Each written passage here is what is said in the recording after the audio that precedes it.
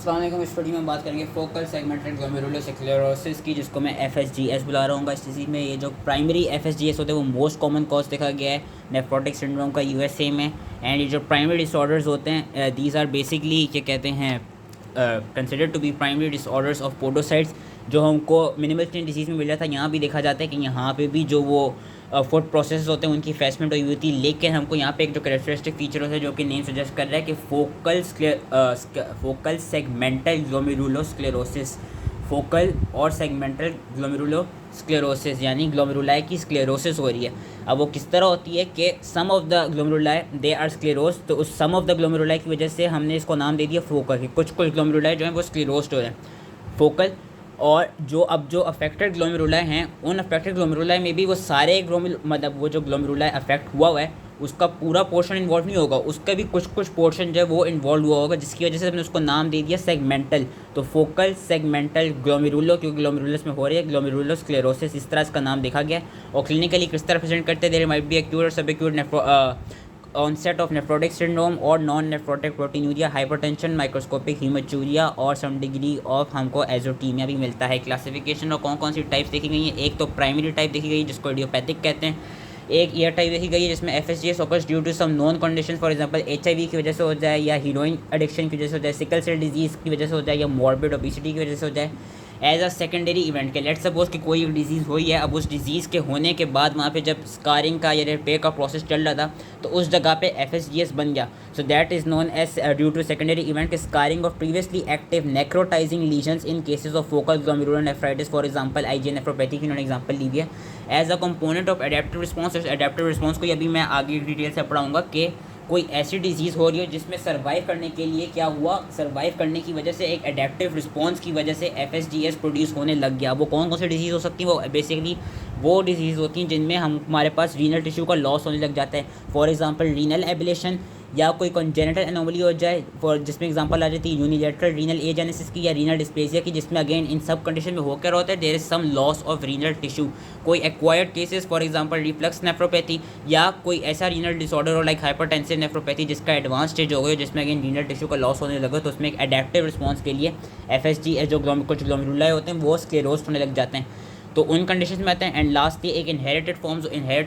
Inherited form में ये देखा गया कि कोई ना कोई म्यूटेशन हो जाती है उन जीन्स में which encode the proteins which are localise at the level of state diaphragms में। उसमें कौन कौन सी प्रोटीन्स आ जाती हैं, पोडोसिन की jeans, alpha actinin 4 and TRPC6, जिसका फुल नेम इस transient receptor potential calcium channel 6। सबसे पहले हम बात करते हैं इडियोपैथिक की। इडियोपैथिक का ये देखा गया है कि 10% ऑफ द टाइम, क्योंकि हमने पढ़ा था FSGS दोनों बच्चों में और एडल्ट में हो सकते हैं, 10% ऑफ द टाइम चिल्ड्रन में होते हैं, where 35% of the time they are seen in adults. और ये देखा गया इसको हम मिनिमल स्टेन डिजीज़ से बेसिकली डिफरेंशिएट किस तरह करते हैं, क्योंकि मिनिमल स्टेन डिजीज़ में भी वो हो रहा था इफेसमेंट ऑफ फूड प्रोसेस हो रही थी, यहाँ पे भी इफेसमेंट हो रही है फूड प्रोसेस की, लेकिन इसको हम डिफरेंशिएट किस तरह करते हैं। एक तो number 1 there is higher incidence of haematuria, higher incidence of reduced TFR and hypertension.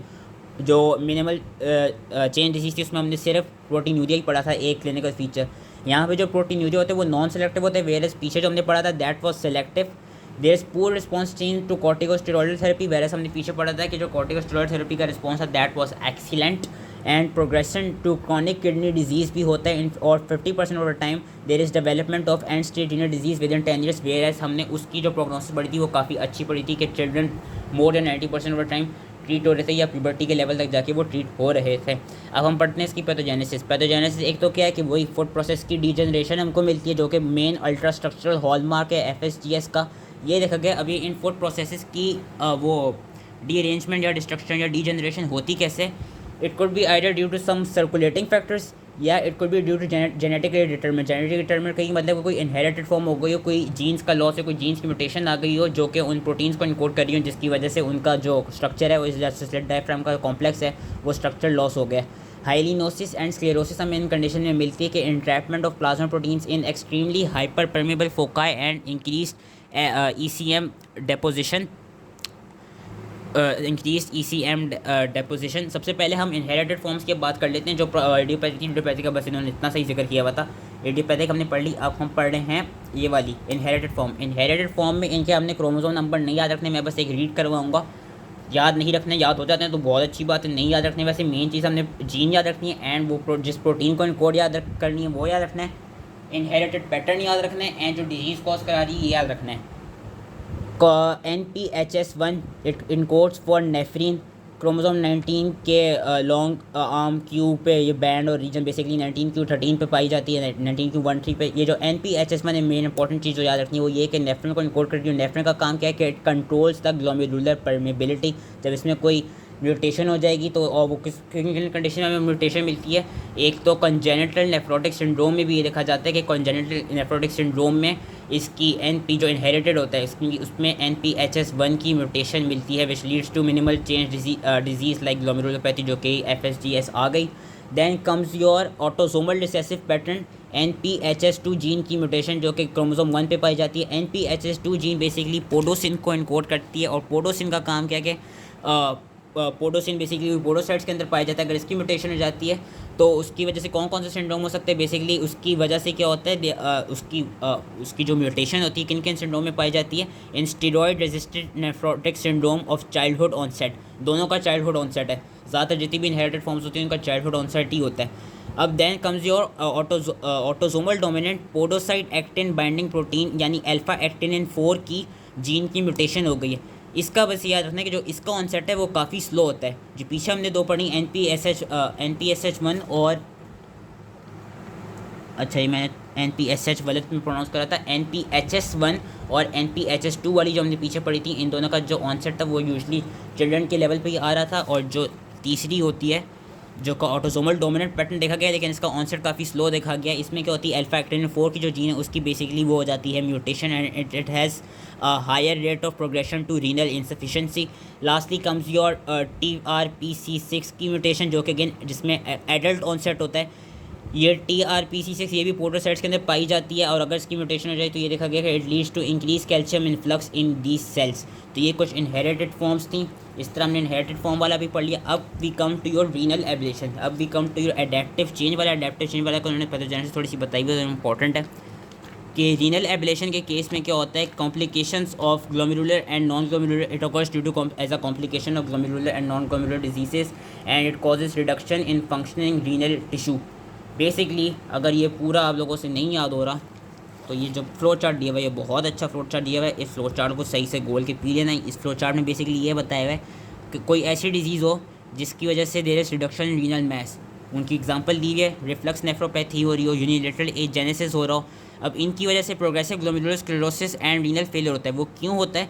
वो इसलिए होता है कि जब इस तरह की डिजीज़ हो रही होती है जिसकी वजह से रीनल मास जो वो रिड्यूस हो रहा है तो कुछ जो अनअफेक्टेड ग्लोमेरुलाई होते हैं उस डिजीज़ किडनी के वो क्या कराते हैं, वो कराते हैं कंपेंसेटरी हाइपरट्रॉफी। ये उन्होंने यहाँ पे बताई हुई है, कंपेंसेटरी ग्लोमेरुलर हाइपरट्रॉफी होने लग जाती है। अब वो ग्लोमेरुलर हाइपरट्रॉफी क्यों होती है?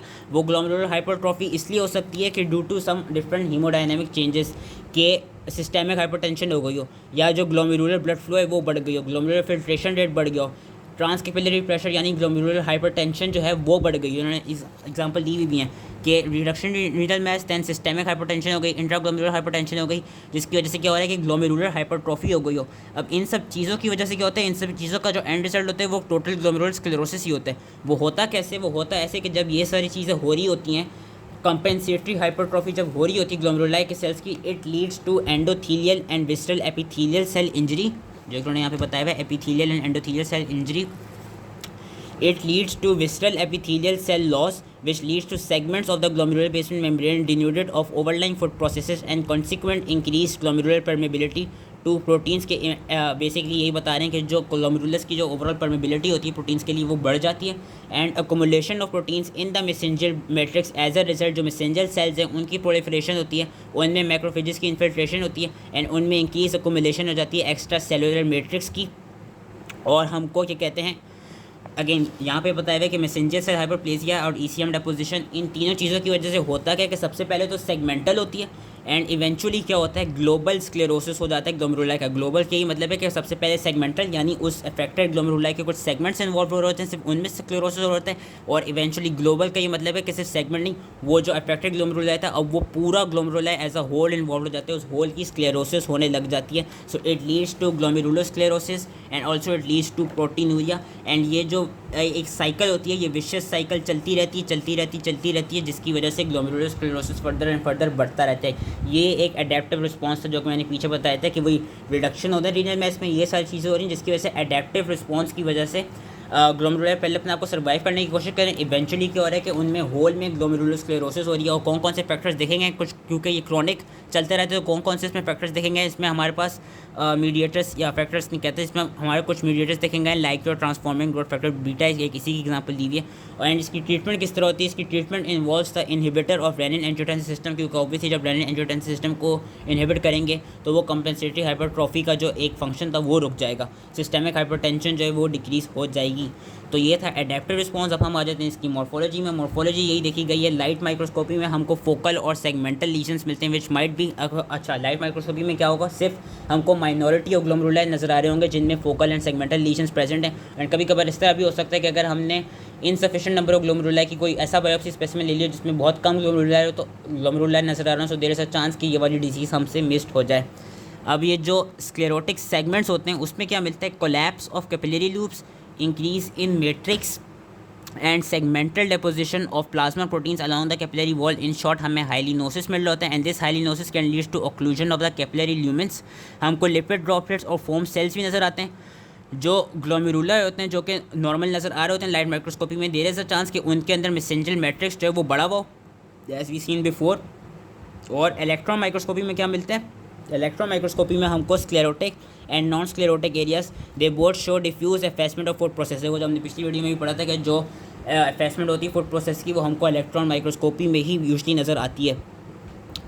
और हमको क्या क्या मिलेगा, focal detachment of the epithelial cells and denudation of the underlying glomerular basement membrane. Denudation का मतलब यही है कि एक तरह से रिडक्शन हो गई है अंडरलाइंग ग्लोमेरुलर बेसमेंट मेम्ब्रेन की। इम्यूनोफ्लोरेंस के थ्रू हमको IgM एंड कॉम्प्लीमेंट का C3 प्रोटीन नज़र आएगी स्क्लेरोटिक एरिया में, और साथ में हमको मेसेंजियम में भी ये वाली 2 प्रोटीन्स नज़र आ सकती हैं। हमको हाइलिनोसिस मिलेगा और थिकनिंग मिलेगी एफ्रेंट आर्ट्रियोल्स की। विद प्रोग्रेशन ये देखा जाएगा कि वही जो ग्लोमेरुलाई होगा सबसे पहले उनमें सेगमेंटल स्क्लेरोसिस होगा और eventually whole of the glomeruli will be involved which will be known as global sclerosis of the glomeruli with pronounced tubular atrophy and interstitial fibrosis. तो ये इसकी मॉर्फोलॉजी थी। अब इसका एक वेरिएंट होता है या एक मॉर्फोलॉजिक वेरिएंट होता है जिसका नाम देखा गया कोलैप्सिंग ग्लोमेरुलोपैथी। उस कोलैप्सिंग ग्लोमेरुलोपैथी में ये देखी गई है कि देयर इज रिट्रैक्शन या collapse of the entire glomerular tract with or without additional FSGS lesions. Proliferation and hypertrophy of the glomerular visceral epithelial cells is seen. अब ये जो कोलैप्सिंग ग्लोमेरुलोपैथी है, it could be associated due to HIV disease, it could be due to any drug toxicity, या it could be idiopathic. इसमें वो tubular injury देखी जाती है, फॉर्मेशन ऑफ माइक्रोसिस देखा जाता है, इंटरस्टिशियल इन्फ्लेमेशन देखी जाती है। एंड जो कोलैप्सिंग वेरिएंट है इसका याद रखना है कि इसका जो मॉर्फोलॉजी है वो काफ़ी पुअर है। हमने पढ़ा था FSGS क्लिनिकल फीचर्स अगर हम छोटे से पढ़ लें कि एडल्ट्स और चिल्ड्रन दोनों में होती है, लेकिन चिल्ड्रन में से जो प्रोग्नोसिस है वो काफ़ी अच्छी देखी गई है। 20% ऑफ टाइम कुछ पेशेंट्स के साथ ये होते हैं उनमें एक रैपिड कोर्स डेवलप हो जाता है कि इंट्रैक्टेबल मैसिव प्रोटीनूरिया होने लग जाता है विच ends in renal failure with in the 2 years। और यही देखा गया है कि क्या कहते हैं, जो एक टिप वेरिएंट है, टिप वेरिएंट भी एक डिफरेंट मॉर्फोलॉजिक वेरिएंट है, उसकी प्रोग्नोसिस गुड है, और जो कोलैप्सिंग वेरिएंट है उसकी प्रोग्नोसिस गंदी है। एंड रिकरेंस का चांसेस देखेंगे 50% पेशेंट में हुआ रिसीविंग एलोग्राफ्ट्स। तो FSGS का यही एक इंपॉर्टेंट चीज़ था जो कि याद रखनी है कि ये पैथोजेनेसिस, ये मॉर्फोलॉजी के पॉइंट्स और इसकी different classification and types. I hope ये ईजली समझ में आ गया हो एंड थैंक यू।